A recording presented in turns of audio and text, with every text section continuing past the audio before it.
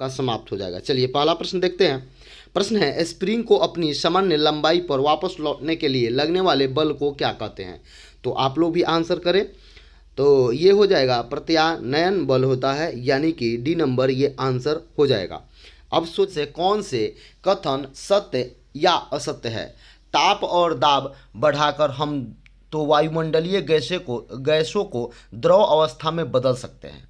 एक गर्म शुष्क दिन का अर्थ है कि वायुमंडल का तापमान उच्च है और हवा की आर्द्रता कम है। इन दोनों कारकों में वाष्पीकरण की दर में वृद्धि होती है और इस प्रकार भारी मात्रा में शीत निर्माण होता है। अब आपको बताना है कि कथन 1 और कथन 2 दोनों सही है या कथन 1 क्या सही है, ये आपको बताना है। चलिए पहला ऑप्शन है केवल कथन 2 सत्य है, बी में है ए और बी दोनों असत्य है, सी में है केवल एक सत्य है, डी में है 1 और 2 दोनों सत्य है। तो आप आंसर करें। तो इसका आंसर हो जाएगा केवल कथन 2 सत्य है। कथन 2 में क्या है, एक गर्म शुष्क का दिन का अर्थ है कि वायुमंडल का तापमान उच्च और हवा की आर्द्रता कम है। इन दोनों कारकों से वाष्पीकरण की दर में वृद्धि होती है और इस प्रकार भारी मात्रा में शीत का निर्माण होता है, यानी कि कथन 2 सत्य है। चलिए आगे देखते हैं। यदि पृथ्वी की सतह पर किसी वस्तु का भार 29.4 न्यूटन है तो उसका द्रव्यमान कितना होगा, ये आपको बताना है। द्रव्यमान पूछा गया है, तो आप जानते हैं कि जो इसका द्रव्यमान होगा, प्रश्न संख्या कितना है, प्रश्न संख्या 3 है, आप भी आंसर कर सकते हैं। तो द्रव्यमान बराबर होता है भार बट्टा जी। तो भार बट्टा जी, तो भार कितना दिया हुआ है, थोड़ा सा इसको सोल्यूशन करेंगे। द्रव्यमान का अर्थ क्या होता है, तो भार बट्टा डी या जी, यानी कि डब्ल्यू बट्टा जी।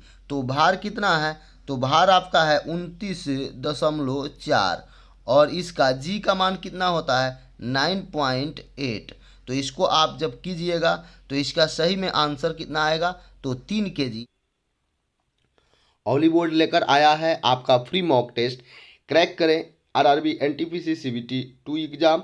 जैसे टेस्ट आप दे रहे हैं तो टेस्ट का लेटेस्ट पैटर्न होगा, डिजिटल एनालिसिस मिलेगा, ऑल इंडिया आपका स्ट्रेंथ रहेगा। क्या रैंक आ रहा है उसमें आप देख सकते हैं 120 जो आज का वर्तमान परिस्थिति में जो प्रश्न पूछे जाते हैं उस तरीका से रहेगा। 90 मिनट समय दिया जाएगा, 120 मार्क्स का होगा। यदि आप ग्रुप डी का भी टेस्ट देना चाहते हैं तो फ्री ऑफ कॉस्ट इसमें टेस्ट आप लगा सकते हैं, ऑली बोर्ड लेकर आया है। यदि आप CHSL का टेस्ट लगाना चाहते हैं तो भी लगा सकते हैं। यदि आप CGL टायर 1 का भी टेस्ट देना चाहते हैं तो आप दे सकते हैं। इसमें ऑल ओवर इंडिया रैंक दिया जाएगा, आप लगा सकते हैं टेस्ट और फ्री ऑफ कॉस्ट, इसका कोई चार्ज नहीं है। इसमें डिस्क्रिप्शन बॉक्स में हम अपना लिंक दे दिए हैं, वहां से आप लिंक पर क्लिक करके और अपना नाम मोबाइल नंबर डालकर आप टेस्ट सीरीज लगा सकते हैं। डेली टेस्ट सीरीज इसमें लगा सकते हैं। जो भी मॉक लगाएगा उसमें ऑल ओवर इंडिया रैंक दिखाया जाएगा और जो रैंक आपका होगा, जिस सब्जेक्ट में आप कमज़ोर हैं उसे मजबूत करके आप अपना एक सीट क्लियर कर सकते हैं जी, यानी कि बी नंबर आंसर सही है। चलिए नेक्स्ट प्रश्न देखते हैं। यदि 2 डंडों की लंबाई क्रमशः 5.234 तथा 5.1 है तो डंडों की कुल लंबाई क्या होगा? कुल लंबाई आपसे पूछा जाता है, ठीक है। तो प्रथम लंबाई मान लीजिए L, तो L का मान कितना है, दूसरा डंडा की लंबाई इतना, तो दो कुल लंबाई, तो दोनों को ऐड करना है। तो ऐड कैसे करेंगे इस बात पर ध्यान देंगे। तो ऐड आपको क्या करना है, थोड़ा सा ध्यान देंगे। तो जैसे एक डंडे की लंबाई 5.234 है, दूसरे डंडे की लंबाई 5.1 है, तो अब इन दोनों को ऐड कीजिएगा तो आपका क्या हो जाएगा 10.334 होगा, यानी कि ए नंबर आंसर आपका सही है। चलिए आगे देखते हैं। 2 समानांतर समतल दर्पणों के बीच कितने प्रतिबिंब देखे जा सकते हैं? 2 समानांतर समतल दर्पणों के बीच कितने प्रतिबिंब देखे जा सकते हैं? आपको 5 नंबर आंसर करना है। तो इसका हो जाएगा, समानांतर है और 2 है तो अनंत प्रतिबिंब देखे जा सकते हैं। चलिए यदि प्रतिबिंब की संख्या ज्ञात करना है तो क्या करेंगे, 360 डिग्री बटा थीटा से डिवाइड करते हैं। कैसे करते हैं, तो 360 डिग्री बटे थीटा से डिवाइड करते हैं, यानी कि और ये आपका हो जाता है। चलिए आगे देखते हैं।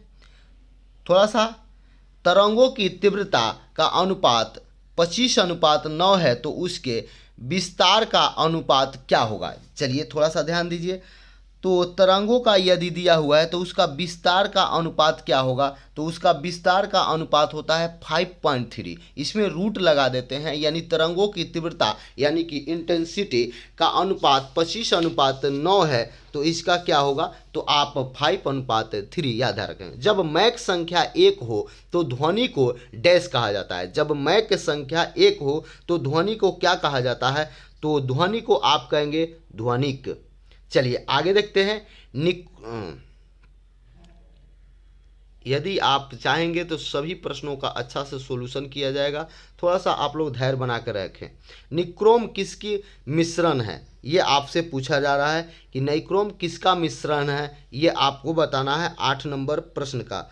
तो ये हो जाएगा आपका B number answer, nickel, chrome, MN और एफ यानी कि लोहा, ये बी नंबर आंसर हो जाए। यदि किसी चुंबक का तीसरा ध्रुव हो तो तीसरा ध्रुव क्या कहलाएगा, यदि किसी चुंबक का तीसरा ध्रुव हो तो वह क्या कहलाएगा, ये आपसे प्रश्न पूछा जा रहा है। तो आपको बताना है किसी चुंबक का तीसरा ध्रुव यदि है तो वह क्या किस नाम से जाना जाएगा, तो परिणामी ध्रुव उसको बोलेंगे। चलिए आगे देखते हैं। 10 नंबर प्रश्न क्या कह रहा है, न्यूट्रॉन तथा इलेक्ट्रॉन के द्रव्यमान का अनुपात है, लगभग में बताना है। न्यूट्रॉन और इलेक्ट्रॉन का अनुपात आपको बताना है, तो ये अनुपात हो जाएगा 1840। चलिए ऑटोमोबाइल एग्जॉस्ट में समाविष्ट महत्वपूर्ण है।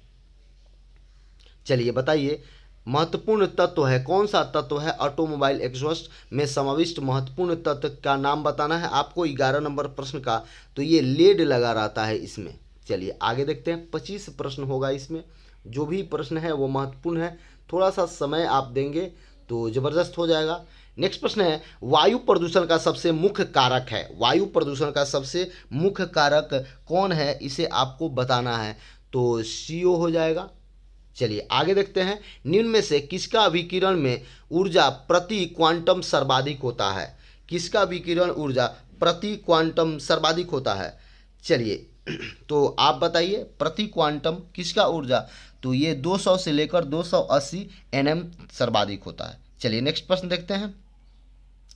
नेक्स्ट प्रश्न है, रबड़ को ताकत प्रदान करने, अधिक लोच एवं स्थायित्व प्रदान करने हेतु सल्फर और ताप से उपचारित करने की प्रक्रिया को क्या कहते हैं। चलिए आप लोग जानते होइएगा, तो इसको C नंबर कहेंगे, वल्कनाइजेशन कहते हैं या वल्किनाइजेशन बोलेंगे आप इसे। चलिए ऑक्सी एसिटिलीन ज्वाला का तापमान होता है, ऑक्सी एसिटिलीन ज्वाला का तापमान कितना होता है।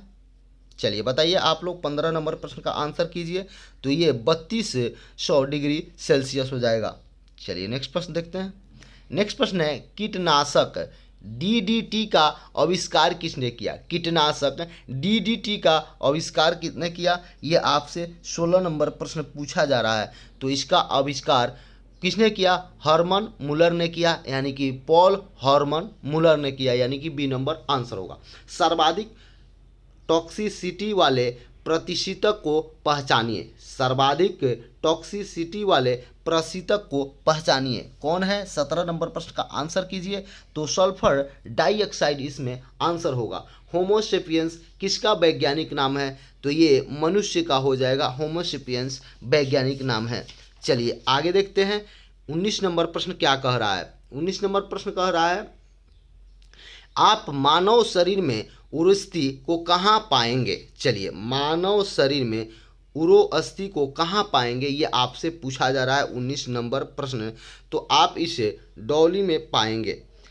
चलिए आगे छाती में पाएंगे। आगे देखिए अगला प्रश्न है, निम्न में से कौन सा कॉलोनी मेरिनो मेमना है। चलिए कौन सा कॉलोनित मेमना है, इसको आपको बताना है, मेरिनो मेमना है। 20 नंबर प्रश्न का आंसर करना है, तो इसका भी डॉली आंसर होगा यदि। चलिए आगे देखते हैं। जेनेटिक इंजीनियरिंग में निम्न में से किसका प्रयोग होता है, जेनेटिक इंजीनियरिंग में निम्न में से किसका प्रयोग होता है। 21 नंबर प्रश्न का आंसर कीजिए, तो इसमें प्लास्टिड्म का प्रयोग होता है, यानी कि B नंबर आंसर होगा। चलिए नेक्स्ट प्रश्न देखते हैं। प्रश्न है, ओरिजिन ऑफ स्पीसीज पुस्तक किसने लिखी, ओरिजिन ऑफ स्पीसीज पुस्तक किसने लिखा? 22 नंबर प्रश्न का आंसर आप लोगों को करना है। तो इस प्रश्न को चार्ल्स डार्विन ने इस पुस्तक को लिखा।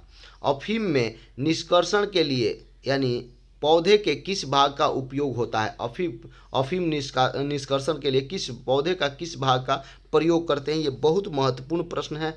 तो इसमें ये आपका हो जाएगा संपुट का प्रयोग करते हैं, संपुट, यानी कि ए नंबर आंसर हो जाएगा किसका? तो 23 का। चलिए आगे देखते हैं।